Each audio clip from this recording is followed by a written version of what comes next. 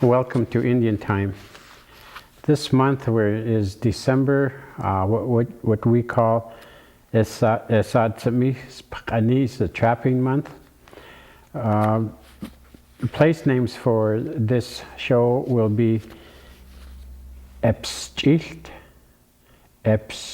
what is today is known as Wymore Lake, and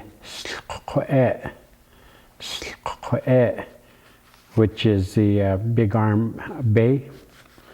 That's a little bay. The activities of the month, which is trapping, a lot of the Salish people back in time, this is the time of the year when they went out and did their trapping for Odlot, which is marten, Spa, the weasel, Chim, the mink, Iltuku, which is the otter, Skaleo, the beaver, and Chilech, the muskrat. They use the skins to trade for clothing, for braid wraps, for various different things. And the beaver was also used as a food, and parts of the beaver was used for medicine. So when they went trapping, it was for various different things, for food, medicine, clothing. When they weren't trapping, they would use this time to tell stories.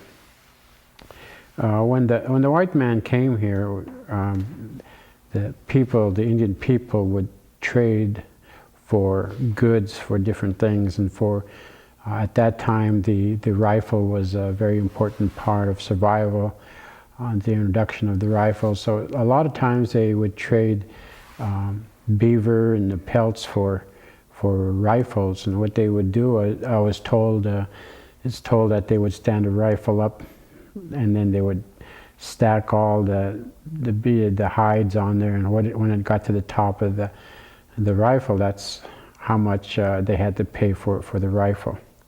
So there was a lot of trapping going on at this time. A lot of things have changed over the years because of the weather, but I think there's still people that go out there and trap. Trapping was a way of, not only way of life, but it was a survival thing that they had to do in order to feed themselves and keep clothing on their backs. Also in this month, December, on December 1st in 1809, David Thompson built a Salish house on the Clark Fork between Intsqueak, which is now known as Plains, and Skeilkum, which is Thompson Falls. The Salish house was built down in that area.